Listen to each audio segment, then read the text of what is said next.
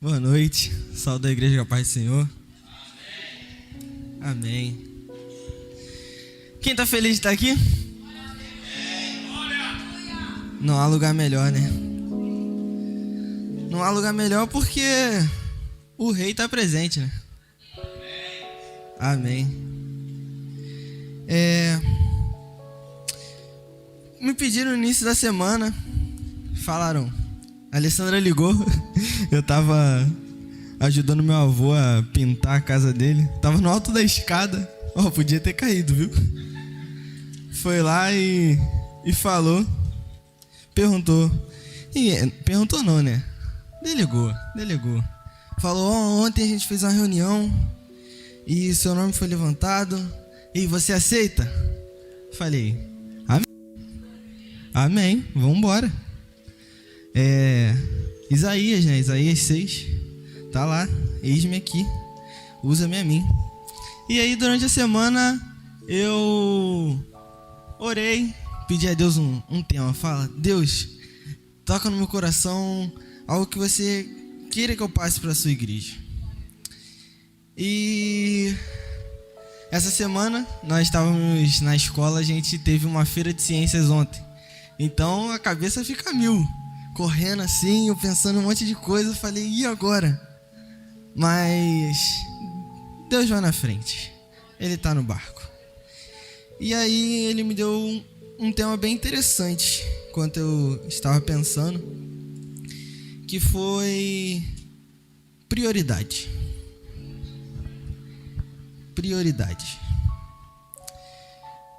Aí eu fui pesquisar, né? O que é prioridade? Porque pra gente, prioridade é aquilo que a gente dá mais importância. Bom, na hora quando eu pensei nisso, né? E aí eu fui pesquisar lá onde a gente sempre pesquisa, no Google. Aí eu achei o seguinte significado para essa palavra: condição do que está em primeiro lugar de importância, preferência e necessidade. Condição do que está em primeiro lugar de importância. Tá, importância a gente acertou. É importante. Que seja preferência e necessidade. Mas para mim eu escolhi a minha prioridade. Mas eu escolho de acordo com a minha necessidade. E aí eu pergunto a vocês, qual tem sido sua prioridade? Uma pergunta reflexiva aí. Até o final do culto, espero que vocês tenham a resposta para vocês mesmos. Qual tem sido a minha prioridade? O que você tem buscado para a sua vida?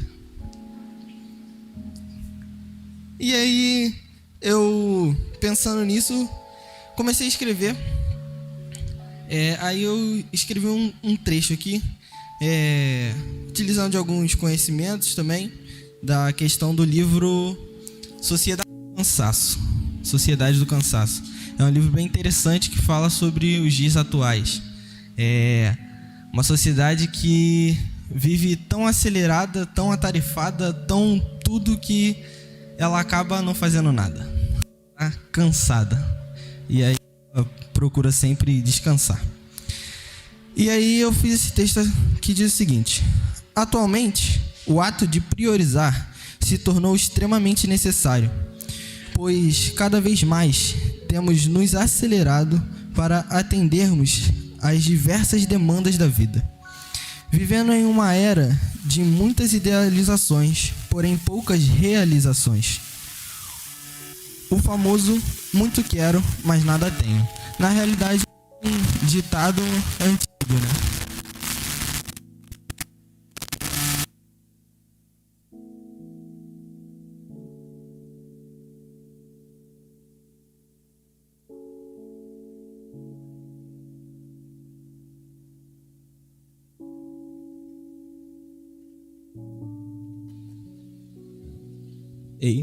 Aí foi problemas técnicos. Mas o famoso muito quero e nada tenho. Na realidade o ditado não é assim, né? É quem muito quer, nada tem. Adaptando ele. Conseguiu? Adaptando ele para nossa vida. Porque O pregador, não, o mensageiro, quem é escolhido. A palavra primeiro, ela tem que agredir ele, digamos assim, para ela ter efeito para quem ele vai passar a mensagem. Então, tudo que eu falar aqui para vocês foi a surra que eu tomei. Então, estamos todo mundo no mesmo barco. E na questão de prioridade, muito quero, nada tenho. Tem acontecido com vocês, na vida de vocês? Muito eu tenho desejado, tenho idealizado, mas nada eu tenho realizado. É complicado, porque aí a gente vive numa era de frustrações, né?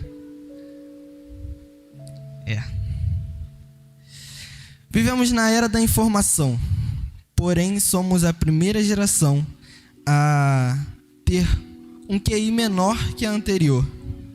Segundo uma pesquisa feita por Michel, eu não sei pronunciar o sobrenome dele, mas eu acredito que seja Desmorget, o sobrenome do pesquisador, que é um neurocientista, né? Especializado em neurociência cognitiva. E ele fez essa pesquisa e eu acho muito interessante, porque nós vemos na questão dos nossos antepassados, que eu digo assim, nossos avós, nossos pais também entram aí, o Júlio, mas aí entra numa época um pouco mais antiga, de um tempo para atrás. A informação ela continua sendo algo muito precioso, mas naquela época ela era algo muito raro, digamos assim.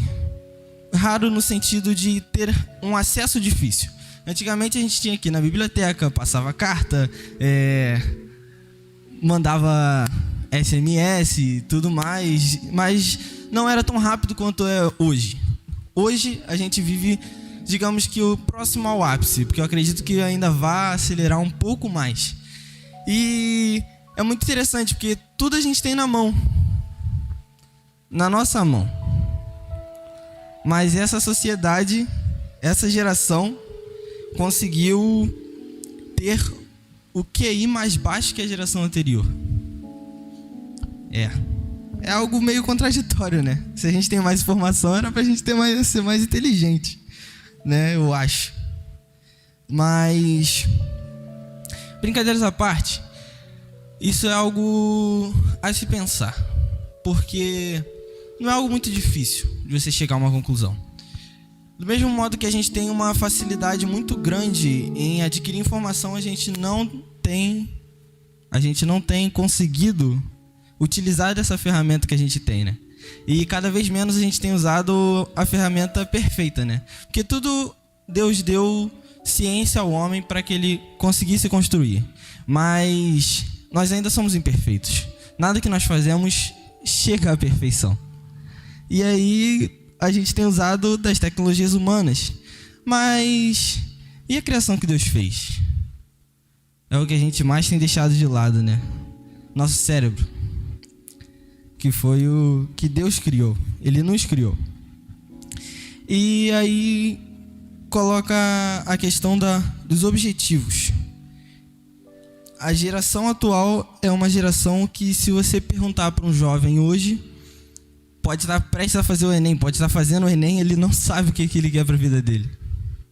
Porque são muitas oportunidades, mas ele não tem um objetivo. E aí a gente entra na questão da prioridade. Objetivos geram prioridades. E prioridades também geram outros objetivos na nossa vida. E mais uma vez, qual tem sido a sua prioridade? O que você tem priorizado hoje? Hoje, quando você acordou, o que você pensou? Para onde a gente está indo? E aí, já que nós somos cristãos, acredito que a maioria aqui, amém? Nós temos um objetivo. Eu separei, na realidade, 3 objetivos, para a gente entender um pouco mais do que deveria ser a nossa prioridade. Dentro desses objetivos, nós temos o primeiro, que se encontra em Efésios, no capítulo 5, no primeiro verso. e o segundo. Nesse verso ele vai dizer: portanto, sejam imitadores de Deus, como filhos amados. Esse é o primeiro objetivo de um cristão: ser um mini Cristo. Seguir os passos do cara que foi o homem mais bravo que pisou nessa terra. Para mim, Cristo, ele foi extraordinário. Não é para menos, né? Deus encarnado. Mas nós temos que buscar ser iguais a Ele. Não que nós vamos conseguir agir da forma como Ele agiu, mas Ele disse que no nome dEle obras maiores nós faríamos. E eu creio nisso. O segundo objetivo do cristão na terra foi uma ordenança, que se encontra em Marcos 16, no verso 15, que ele diz: portanto, ide por todo o mundo e pregai o evangelho a toda criatura. As missões. Esse é o segundo objetivo. Que essa ordem foi uma ordem que eu separei, mas muitas pessoas têm de forma diferente. Esses objetivos são para mim. Primeiro é buscar ser como Cristo e depois apresentar esse Cristo.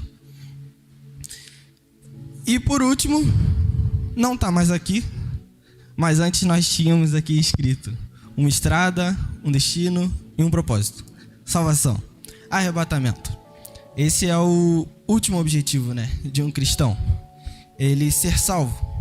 É por isso que nós, muitos, fazem tudo o que fazem, estudam tudo que estudam, buscam tudo que buscam, para no grande dia sermos salvos, estarmos salvos. E aí, qual é a prioridade do cristão mediante a todos esses objetivos? Qual seria a nossa prioridade? Pensou? Nossa prioridade está na Bíblia. Inclusive, é um texto que mudou a história de uma pessoa muito importante para nós aqui. Eu zoei ele aqui mais cedo. O texto que mudou a história do nosso pastor Júlio. O texto que se encontra em Mateus 6,33. Essa deve ser a nossa prioridade. Buscar o reino de Deus em primeiro lugar, acima de tudo, porque buscando Ele, as demais coisas nos são acrescentadas. As outras prioridades da nossa vida que nós temos hoje, elas serão acrescentadas se o reino for a prioridade. Porque quando nós muito queremos, nada nós temos. Então, se nós temos muita prioridade, nós não temos prioridade nenhuma. É complicado. E aí nós entramos em como nós conseguimos realizar essa prioridade. Porque eu não digo que seja algo fácil buscar o reino de Deus, até porque nós somos estranhos e nós estamos nesse mundo querendo ou não. Por mais que nós não sejamos dele, nós estamos nele. E ele nos influencia a cada dia. É inevitável. Inevitável. Por mais que nós tenhamos a Deus, que nós sigamos a Deus, nós ainda temos a nossa vida humana, que nos influencia a cada dia. E que é uma luta a cada dia. Nós temos a escola, nós temos a faculdade, nós temos o trabalho. Infelizmente, o evangelho ainda não chegou a toda criatura da forma como Deus queria. Infelizmente, nem todos ainda o aceitam. Mas haverá o dia. Haverá o dia. Dê tempo ao tempo. Há um tempo para todas as coisas, amém? Amém. E aí nós temos uma resposta básica para como fazer isso. Deus, Ele é o nosso Pai. Amém? E como Ele é o nosso Pai, nós, como os filhos, devemos ter um relacionamento com o nosso Pai. Nós devemos buscar construir um relacionamento. E como fazer isso? Fazemos isso através de 3 práticas simples, que às vezes nós esquecemos. devido à correria do dia a dia. 3 práticas simples: falar, estar sensível e ouvir. Como que eu falo? Com Deus. Pode responder. Ninguém se arrisca? Orando. Assim que eu falo com Deus. A primeira prática do cristão. Como que eu me sensibilizo? Jejuando. E aí, como que eu vou ouvir? Se eu já usei a oração, já usei o jejum, como é que eu vou ouvir? A palavra de Deus. Não é à toa que a gente chama isso de palavra de Deus. Porque é através dela que ele fala conosco. Muitas vezes a gente se encontra querendo respostas, querendo muitas respostas. A gente pergunta, a jejua, se sensibiliza, mas aí a gente esquece que as respostas estão aqui. E ele responde através da palavra. Fazemos de tudo, mas esquecemos de olhar no lugar certo. E com essas 3 práticas, a gente consegue construir um relacionamento. Que ele é construído, não é criado assim, do nada. Vão vir desafios, vão vir, digamos que, tribulações, para testar o nosso relacionamento. Mas quando elas passam, algo fica. Elas fortificam esse relacionamento. E aí, nós construímos o nosso relacionamento com Deus e nós entramos na palavra. Eu pensei em diversos heróis que tivemos, diversos heróis da fé. E um que fica muito nítido para mim, a prioridade que Deus tinha, a prioridade que ele tinha com Deus, no caso, que é Daniel. Daniel, o cara que não foi comido pelos leões. Esse aí, o homem da oração, Daniel. E nós vamos ler o capítulo 1 do livro de Daniel, a partir do verso 5. Vamos ler até o 20. Mas vamos destrinchando algumas coisas pelo caminho, para a gente entender um pouco mais a respeito de prioridade, de ter Deus como a nossa prioridade. Daniel, para quem não sabe, nesse contexto aqui, ele, junto com 3 judeus, né, que eles eram da tribo de Judá, eles foram levados cativos para a Babilônia. O rei da época era aquele cara lá, o Nabucodonosor.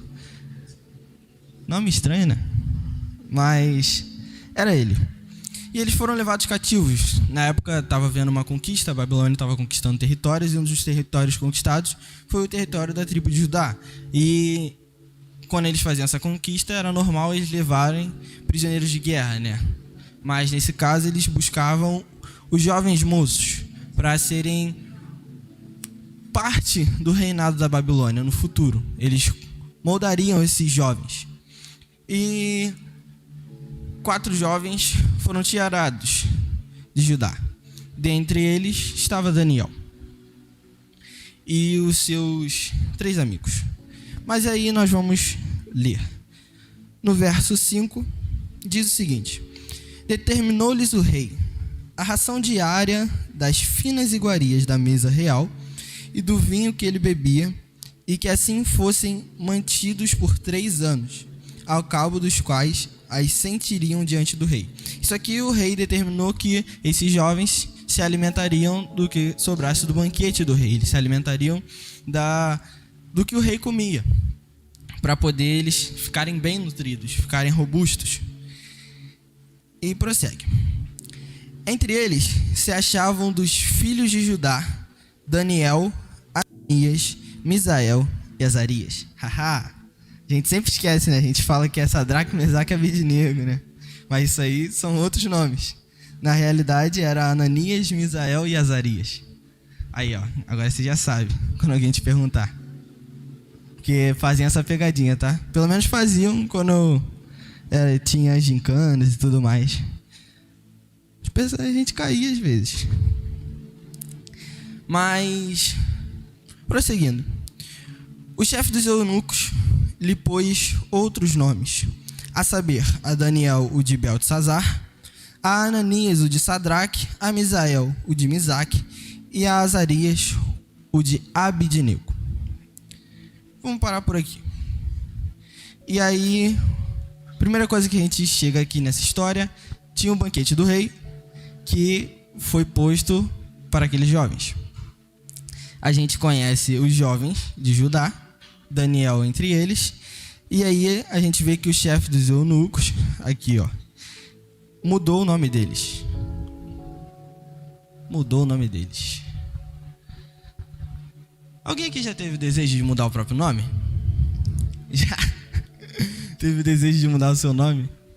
Já pesquisaram o significado do nome de vocês? E vocês, com a vivência de vocês corroboram para esse significado? Tem pessoas que têm o significado do nome de que são pessoas alegres, e elas realmente são alegres. Tem pessoas que transmitem, o nome diz que elas transmitem alegria, elas transmitem alegria. Isso é algo que eu acho muito interessante. O nome ele tá ligado a gente. Ele tá ligado à nossa identidade. Nossa identidade. Imagina, vir outra pessoa e falar: você não se chama mais Pedro. Agora você se chama... sei lá. Aí, mas é meu nome, pô. Você não se chama mais Pedro. Agora você se chama... José. Se chama José. E você tem que aceitar isso. Mas na realidade José ainda é um nome da nossa cultura, né? Mas impor o nome de uma outra cultura, que tem um outro significado sobre a sua vida. Hã? Acima? Tem um outro significado sobre a sua vida. O nome tem poder. Não é à toa que a Jesus foi dado o nome acima de todo nome. E aí a primeira coisa que a gente observa aqui é que eles queriam mudar o nome desses jovens. Eles queriam mudar a identidade deles. E é assim que o mundo faz. A cada dia. Ele tenta nos corromper, tenta nos mudar, tenta mudar a nossa essência, mudar a nossa identidade. E aí entra aquela perguntinha, né? Ele tá conseguindo? Prioridade. Ele tá conseguindo mudar quem você é? Você sabe quem você é?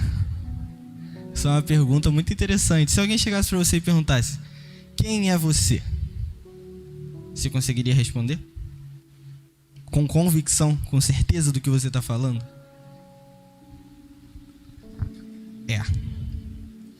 Às vezes a gente não se analisa, né? Muito engraçado, não vou citar nomes, mas uma pessoa chegou esse dia e falou que... esses dias ele falou que ela conseguia pensar por 100 pessoas. Conseguia pensar por 10 pessoas. Porque ela é de uma geração mais antiga, né? E aí ela falou: não, porque eu consigo pensar por 100 pessoas. Vocês hoje em dia não pensam em nada. E aí chegou outra pessoa e falou pra ela o seguinte: pediu pra ela botar o dedo na ponta do nariz. Já fizeram esse teste? Botar o dedo na ponta do nariz? Vocês conseguem ver o dedo de vocês? Ver o dedo de vocês na ponta do nariz? Tenta aí. Pode tentar.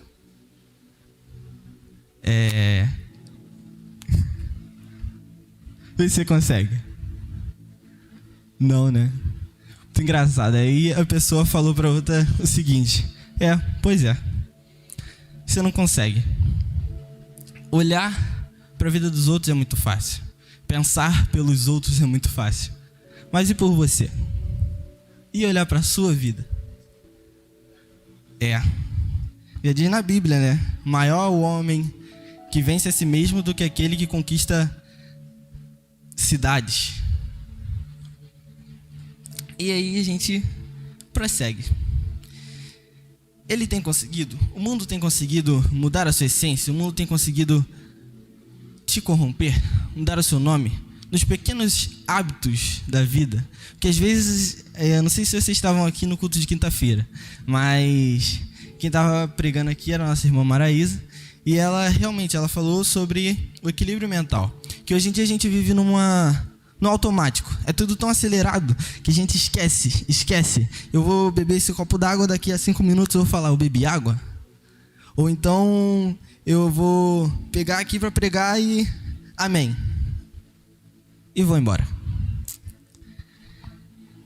Ultimamente a gente tem vivido tão acelerado que às vezes as mínimas coisas que têm se repetido tantas vezes, mas tantas vezes, uma hora acaba mudando a gente, transformando.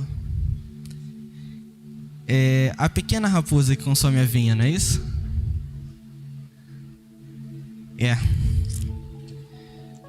Já ouviram a teoria de que um macaco consegue escrever um texto? É sobre isso. As pequenas coisas feitas repetidamente e tantas vezes acabam conseguindo transformar as maiores.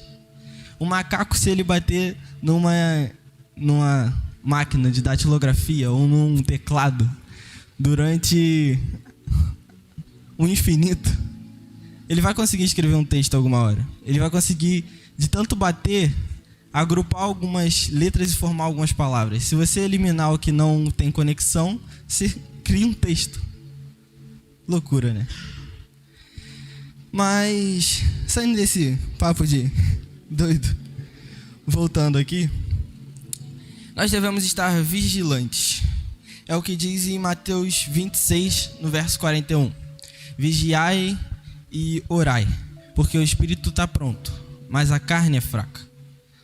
E aí entra na questão do que tem prevalecido, a carne ou o espírito? O espírito está pronto, mas a carne é fraca. Mas o que tem dominado a sua vida? A quem você tem dado liberdade? A sua carne ou o seu espírito? Quem tem estado mais alimentado? Um colega nosso, o Christian, ele fez a teoria do galo de briga. Porque quando tem um galo de briga, vai ter uma briga. O dono, ele vê o galo em que o pessoal está apostando mais. E ele ganha dinheiro se esse galo perder. Então ele deixa esse galo uma semana sem comer e alimenta o galo adversário. Vai alimentando. Porque quando chegar na hora da briga, o galo adversário vai estar alimentado, o outro vai estar fraco. E aí ele ganha. Assim é a nossa carne e o nosso espírito. A quem a gente alimenta mais é quem vai estar mais forte. E aí quando chegar na hora da adversidade, quando chegar na hora da tentação, quando chegar na hora de uma prova, quem vai vencer vai ser o que está melhor alimentado. E confesso para vocês, parando para pensar, ultimamente, se chegasse uma briga agora, não sei se meu espírito ganharia não. Complicado. Não sei se ele ganharia. Mas aí, prosseguindo. Devemos vigiar os ambientes que têm estado como prioridade em nossa vida, pois nós somos influenciados por ele. Aí a gente vai e abre em Mateus, no capítulo 12, no verso 34. Vamos ler a parte B desse verso.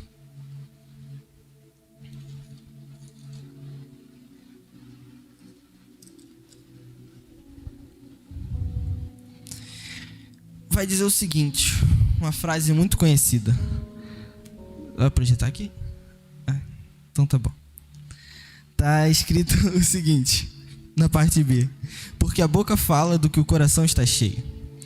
E no contexto que eu quero trazer esse texto, não pensar na boca, porque às vezes a gente fala muito que a gente vai falar daquilo que a gente tem estado cheio, realmente. Mas a gente também vai viver aquilo que a gente tem estado cheio.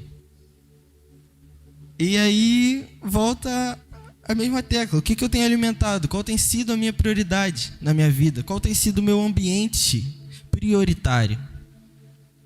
Qual tem sido esse ambiente? Porque o ser humano, ele é muito influenciável. Nós ainda somos humanos. Nós pedimos a Deus que Ele blinde a nossa mente. Nós pedimos a Deus que Ele nos ajude na caminhada. E Ele ajuda. Mas nós não deixamos de pecar. Infelizmente, desde que houve o pecado de Adão, que o pecado entrou na terra, o pecado entrou no mundo, ele entrou na essência da nossa carne. Não entrou no nosso espírito, mas entrou na essência da nossa carne. A nossa carne, ela tem a tendência a correr para o mal. A Bíblia fala isso. Nossos pés se atentam para derramar sangue. E aí, do que você tem se alimentado? Qual tem sido o ambiente que tem te enchido? Vamos acelerar um pouquinho, porque eu acho que a hora já está dando. Então vamos acelerar um pouquinho. Para ter Deus como prioridade, devemos nos posicionar. Isso vocês vão perceber no versículo 8 do capítulo 1, no qual Daniel vai falar para o chefe dos eunucos, dizendo o seguinte: eu não quero me alimentar desse banquete, não quero me alimentar do que o rei está comendo. Eu quero uma dieta diferente. Ele pediu que os eunucos, para ele não se contaminar com isso. E aí ele se posicionou. Ele teve um posicionamento de não se alimentar do banquete do rei. E para se ter um relacionamento com Deus, para se ter Deus como prioridade na nossa vida, nós devemos nos posicionar. Assim como Daniel se posicionou. Nós devemos ser persistentes, porque vocês vão observar no versículo seguinte que o chefe dos eunucos vai ter medo do rei. E vai falar: eu não vou fazer isso, porque aí você vai ficar magrinho. E aí o rei daqui a pouco vai mandar cortar minha cabeça, cara. Não vou fazer isso. E aí Daniel persiste. E depois ele vai até quem preparava o alimento. Ele vai até o cozinheiro. E aí ele propõe ao cozinheiro. E nessa proposta, nós vemos que para se ter um relacionamento com Deus e ter Ele como prioridade, além de nos posicionar e de sermos persistentes, nós devemos ser inteligentes e sábios. Porque na primeira vez ele pediu. Na segunda vez ele já foi com uma proposta. Ele apresentou: nós vamos fazer o seguinte, me dá 10 dias. Se em 10 dias, eu e meus amigos, comendo apenas legumes e bebendo água, ficarmos melhor do que esses homens que vão se alimentar do banquete, você permite que nós continuemos com essa dieta. Se não, a gente faz o que você quer. E aí ele foi inteligente, foi sábio. E quando passou esses 10 dias, ele conseguiu. Eles estavam mais robustos. E aí entra no seguinte: quando priorizamos a Deus, o mundo não consegue entender o que estamos fazendo. E às vezes temem, assim como o chefe dos eunucos temeu. Isso a gente entra numa frase que estava na nossa parede aqui, que fazia a cruz. No final estava a referência, que era 1 Coríntios 1,18. Porque a mensagem da cruz é loucura para os que estão perecendo, mas para nós é poder de Deus. As estratégias que Deus nos dá é loucura para o mundo. Os sacrifícios que nós fazemos é loucura para o mundo. Mas para nós, nos traz poder, nos traz renovação. Porque se vocês pararem para observar, mediante aos anos que nós passamos, mediante aos confinamentos, mediante a tudo aquilo, diversas pessoas geraram e tiveram problemas psicológicos, problemas mentais. A mente delas foi bombardeada, foi atacada. Mas aqueles que estavam posicionados e que tinham Deus como prioridade passaram por isso. Eles estão no mundo, mas eles não são do mundo. Tem uma diferença nesses dois verbos: ser e estar. Estar é transitório, ser é permanente. Não queiram ser do mundo. Ter Deus como prioridade não é fácil, pois exige sacrifício e renúncia. Isso nós encontramos em Mateus, no capítulo 16, no verso 24. Vai estar escrito o seguinte. No verso 24 vai estar escrito: então Jesus disse a seus discípulos: alguém quer vir após mim, negue-se a si mesmo, tome a sua cruz e siga-me. Porquanto quem quiser salvar a sua vida, perdê-la-á, e quem perder a vida por minha causa, achá-la-á. Então, para ter Deus como prioridade, para seguir a esse Deus, nós temos que ter o sacrifício, nós temos que pegar a nossa cruz a cada dia e seguir Ele. Nós temos que renunciar à nossa vida, falar: Pai, não vivo mais eu, mas o Senhor vive em mim. Devemos fazer isso. E não é fácil, pois nós temos que ser diferentes, estranhos, alienígenas. Afinal, é o que está escrito em João 15, versos 19 e 20, que vai falar o que eu falei para vocês. Nós estamos no mundo, mas nós não somos desse mundo. Nós somos estranhos. Para eles, muitas vezes, nós seremos alienígenas. E muitas vezes, nos ambientes que nós andarmos, eles temerão a glória que eles verão refletida na gente. E quando o ser humano tem medo, ele ataca. Porque nós não deixamos de sermos animais. Nós somos racionais, mas não deixamos de ser animais. Você já observou quando um animal está comendo, ou quando um animal está dormindo, e você chega perto do seu cachorro? Ele te ataca. Você é dono dele, você tem um vínculo com ele, mas ele te ataca. Porque ele teme, ele percebe uma ameaça. E ele ataca. E assim o mundo é com a gente. Se ele não está sendo, algo de errado não está certo. Porque ele está te vendo não como ameaça. Ele não está te vendo como diferente, mas ele está te vendo como igual. E a luz não se mistura com as trevas. Ela não se mistura com as trevas. Porém, essa prioridade, esse relacionamento nos traz benefícios nesta terra. Nós vamos ver no próprio texto de Daniel. Depois que eles fizeram aquela dieta, que eles se alimentaram apenas de água e de legumes, que eles não se contaminaram com o banquete do rei, a gente pensa que, os caras vão estar fortão. Mas não só isso. Eles não ficaram só robustos e belos. Mas naquele período, eles também estavam estudando, estavam conhecendo daquela cultura e de todas as ciências que aquela cultura tinha. E além de estarem mais robustos e mais belos que os outros príncipes, eles estavam mais inteligentes. Eles tinham um domínio melhor de todas as ciências que aquele reino proporcionou a eles. Eles tinham um domínio de todas aquelas ciências, além do que os outros homens. E além desses benefícios que nós temos nesta terra, nos torna especiais nela. Porque assim como as pessoas nos têm como ameaça, elas ainda nos têm como referência, muitas das vezes. Ela pode não revelar, ela pode te atacar, mas muitas das vezes, no fundo, ela queria ter um posicionamento que você tem. Ela queria estar agindo como você age. Ela queria, por ela mesma, fazer o que você faz. Isso te torna especial. Isso te dá influência. Mas tomem cuidado com o que vocês estão fazendo com essa influência. A Bíblia ela manda a gente ter a nossa vida como uma carta. E essa é a influência que nós temos. A nossa vida é uma carta, ela transmite uma mensagem.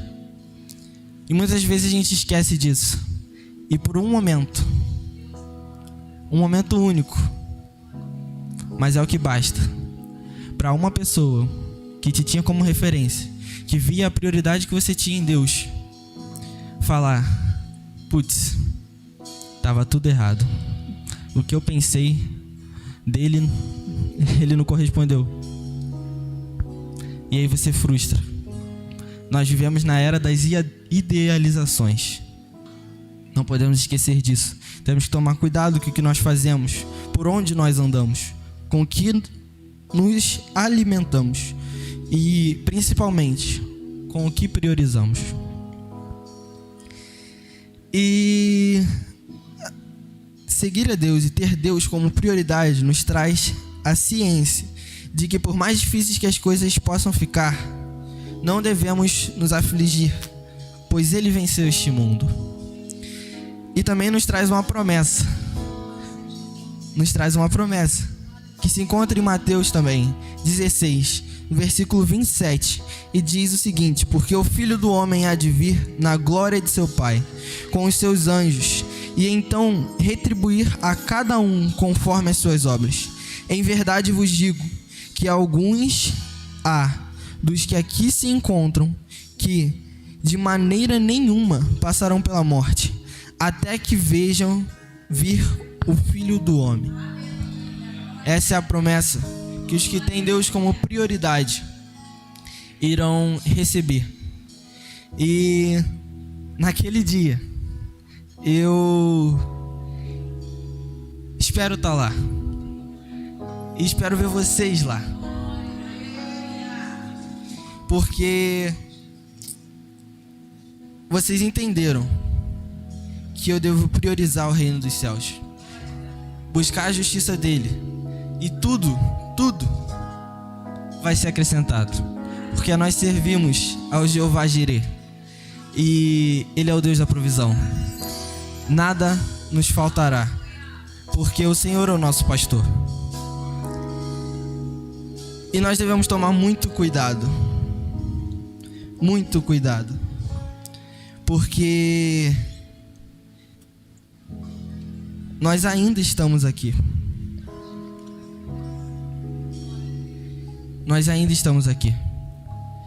E nós podemos ficar aqui.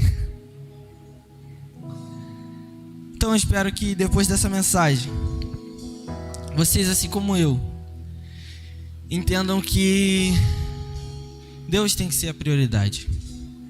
Por mais que as coisas possam estar difíceis, por mais que nós tenhamos que atender a diversas demandas que o mundo traz e que nós somos obrigados a cumprir, porque Deus também manda a gente dar a César o que é de César.